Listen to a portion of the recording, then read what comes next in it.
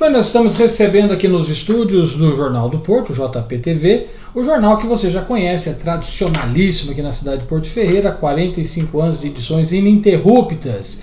E hoje nós estamos aqui recebendo a candidata a deputada estadual Miriam Ravanelli. É isso mesmo, né? É isso mesmo. Doutora, é formada em Direito da cidade de Franca, mas melhor que eu é a própria doutora fazer uma pequena apresentação e o porquê resolveu entrar na disputa, doutora. Olá, é um prazer estar aqui mais uma vez nessa cidade que me é tão querida, terra de tantos amigos, que hoje, inclusive, quando eu passava ali pelo comércio local, nós fomos parando e fomos encontrando tanta gente conhecida que eu falei, meu Deus, já me sinto em casa quando estou em Porto Ferreira. E, bom, eu sou advogada, né, como o amigo já disse, e além de advogada também tenho formação em pedagogia e letras, mas acabei não conseguindo conciliar tudo, né? E a minha grande paixão sempre foi a advocacia, então acabei estabelecendo o meu mistério, o meu exercício profissional como advogada desde 2006. E nessa andança aí desde 2006, eu também tive um grande encontro, na verdade, com o meu órgão de classe, que é a Ordem dos Advogados do Brasil, a OAB, mais especificamente da subseção de Franca, a 13ª subseção, onde eu fui convidada a fazer parte de algumas comissões temáticas da Ordem dos Advogados do Brasil. E ali eu ingressei na política institucional e me encantei. Apesar de política partidária... Nesse momento ainda não era partidária. Só nos bastidores. Entendi. Porque eu já tenho, assim, eu brinco que eu já respirava política desde a infância, porque tanto do lado paterno quanto do lado materno, eu tenho políticos ali, tenho sempre articuladores políticos, sempre pessoas que já estavam envolvidas no meio. E o meu pai também era político, foi um dos iniciadores, inclusive, do partido no qual eu estou hoje, que hoje é a União Brasil, mas na época PFL, DEM, mais na região de Minas Gerais, porque meu pai morava lá.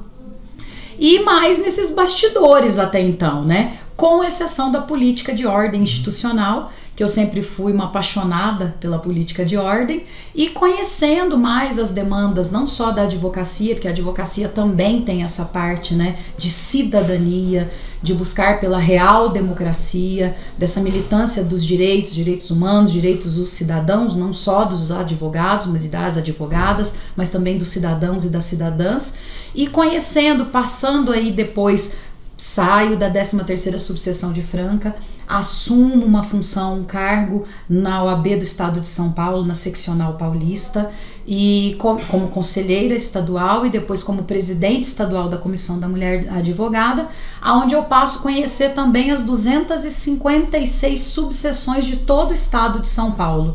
E tendo contato com essas pessoas, implementando projetos, implementando ações, como eu já dizia, não só para advogados, mas também contribuindo com as cidadãs e com os cidadãos, eu fui convidada para o partido por causa de toda essa movimentação, de todas essas ações, e acreditei na proposta de trazer uma maior efetividade, eficácia, uma concretude maior, porque aí você passa a poder propor projetos, propor políticas públicas, emendas de coisas que já existem, fazer essa fiscalização também como uma casa legislativa, caso eleita seja.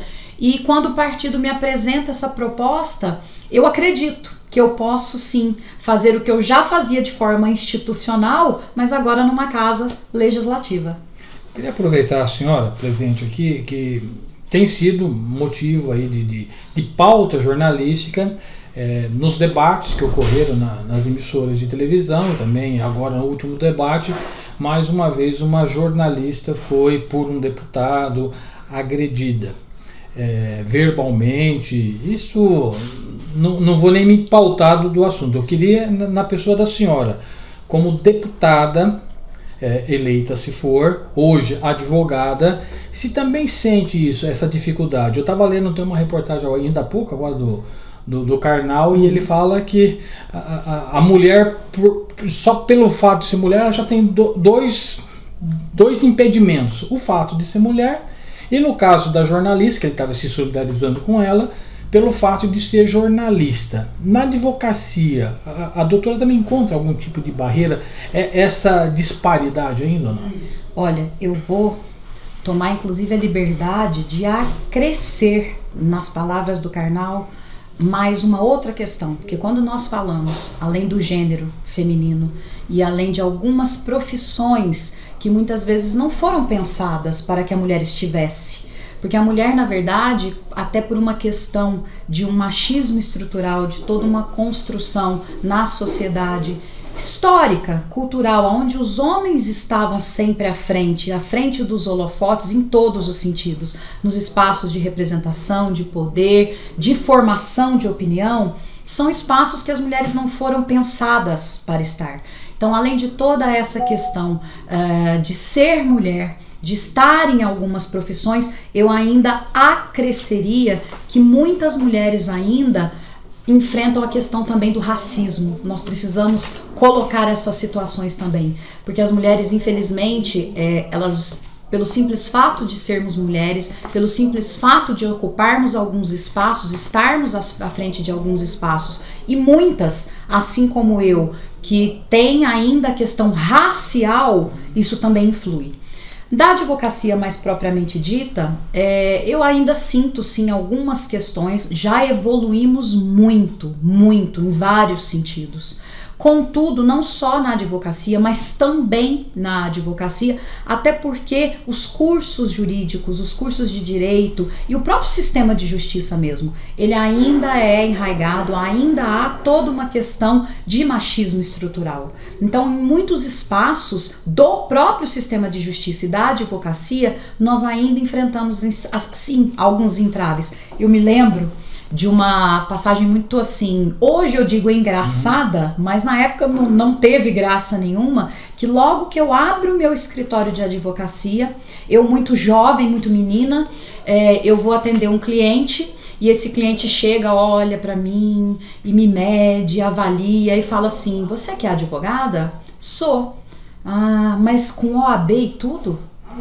Eu sempre brinco assim, né, que aquela avaliação dele me gritou, me saltou aos olhos, né, porque ele fez todo um mapeamento ali e assim, eu acredito que além da questão etária, que chamou muita atenção, da minha idade, porque eu era muito nova, né, eu não tenho dúvidas que a questão também de uma mulher tá abrindo um escritório sozinha, de não ter, digamos assim, um padrinho atrás ou estar inserida num escritório com um outro homem, também chamou a atenção daquele senhor, até porque eram ações assim delicadas, eram ações até administrativas eleitorais, né? Porque por um tempo eu também advoguei na área administrativa eleitoral.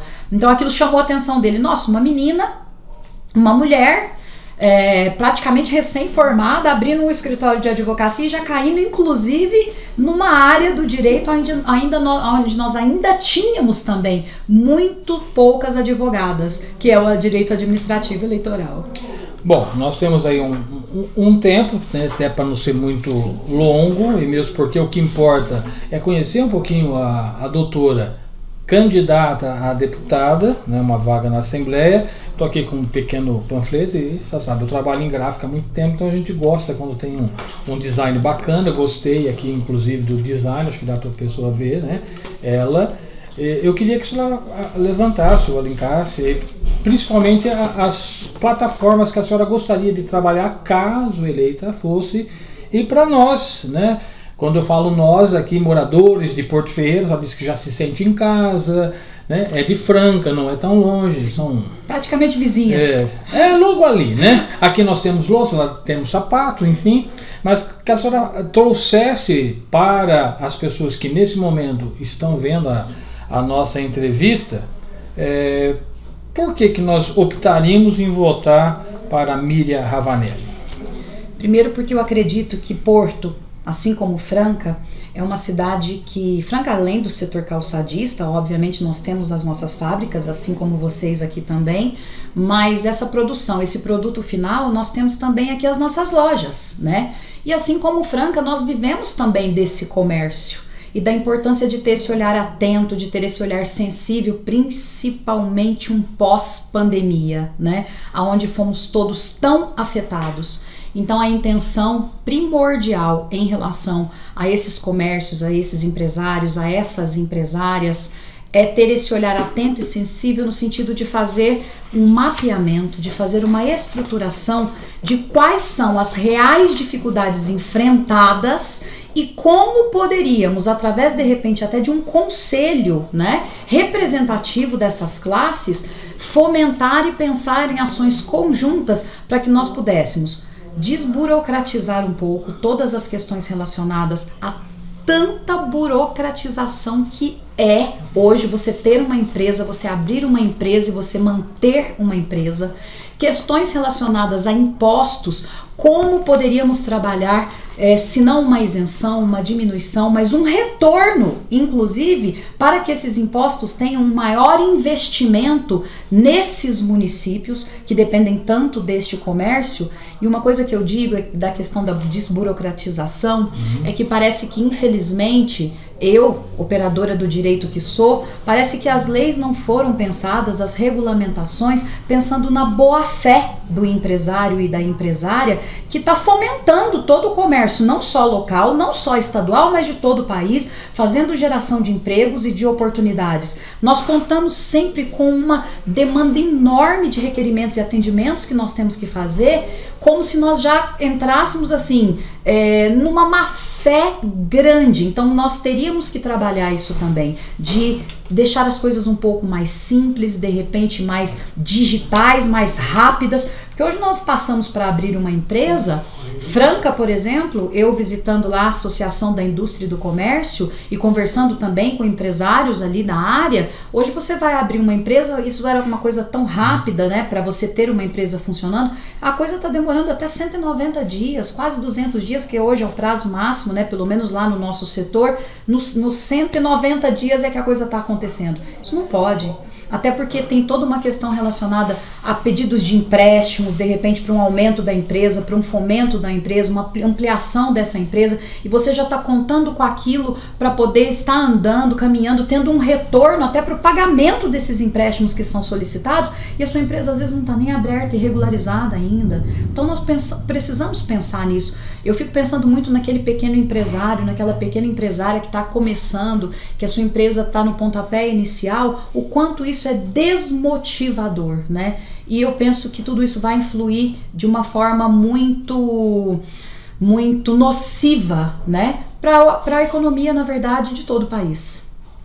Bom, eu preciso perguntar por conta da disputa nos cargos majoritários, tanto na esfera estadual quanto na esfera federal. Eu particularmente defendo muito o voto consciente no legislador, que afinal de contas nós nos preocupamos muitas vezes com o executivo, mas o que determina, o que aprova, o que veta, o que faz a coisa acontecer, a própria legislação é a Assembleia, né? Tanto a LESP no estado de São Paulo, né, quanto o Senado e a Câmara Federal.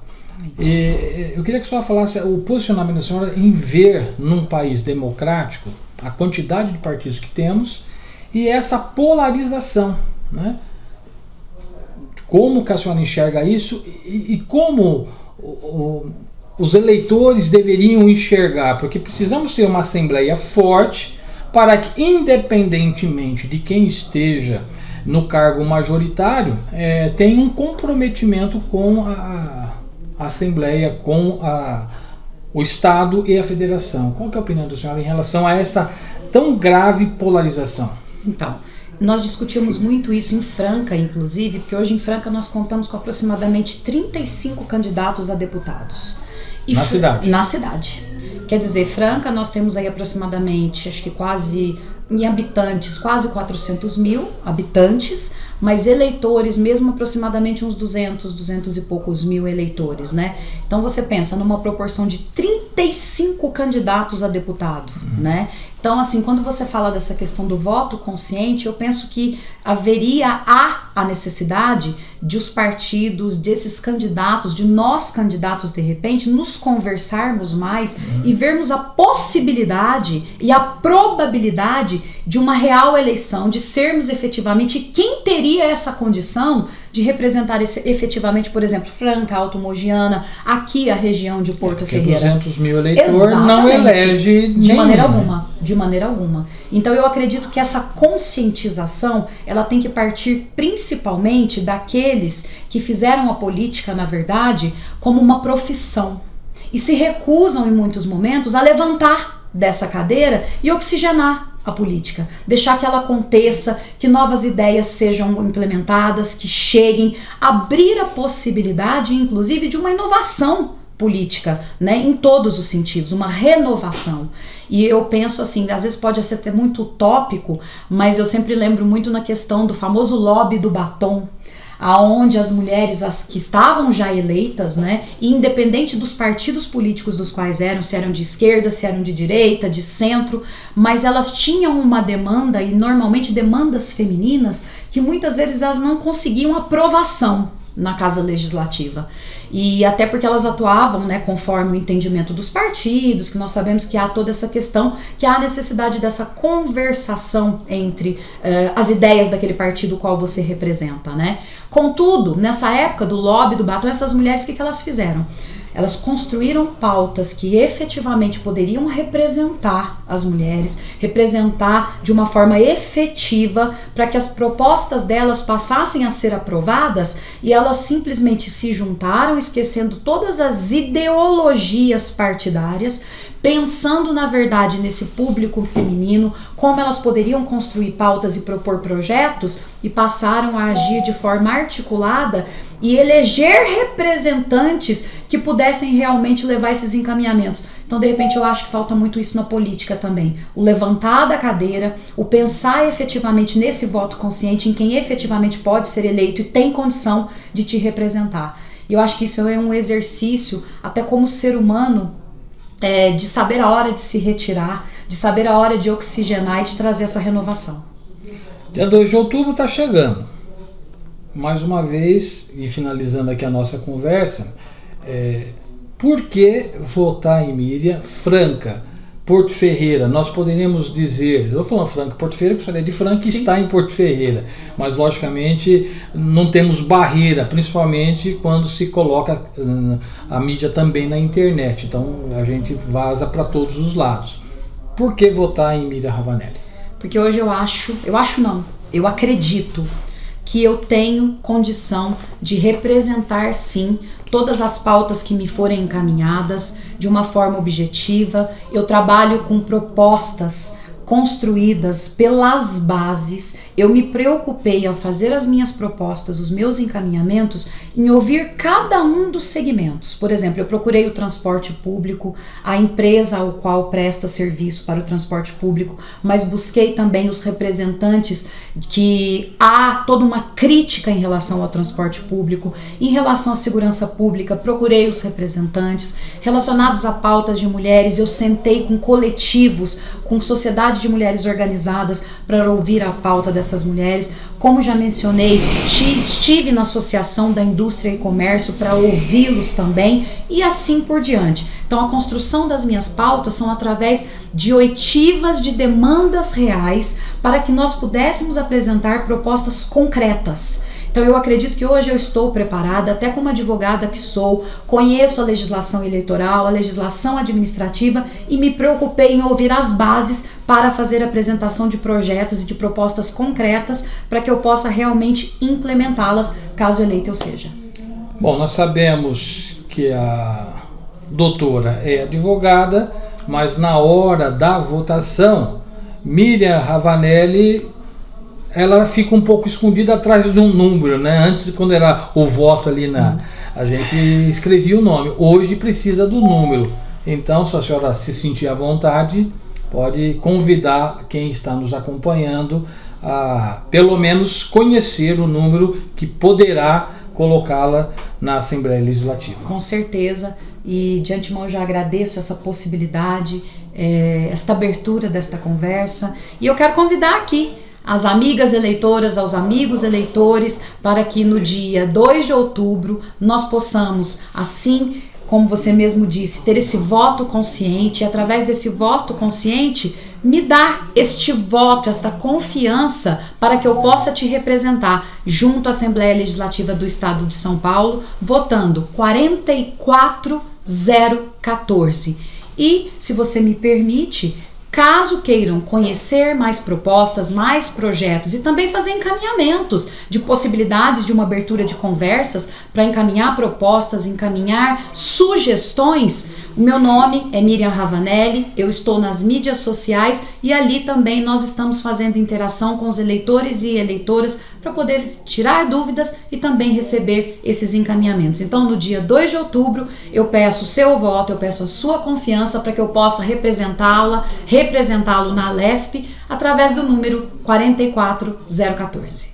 Doutora, obrigado pela visita aqui na redação do Jornal do Porto, 45 anos levando a informação, e nós procuramos sempre abrir esse espaço para as pessoas que venham conhecer o jornal, para que os eleitores tenham opções, né?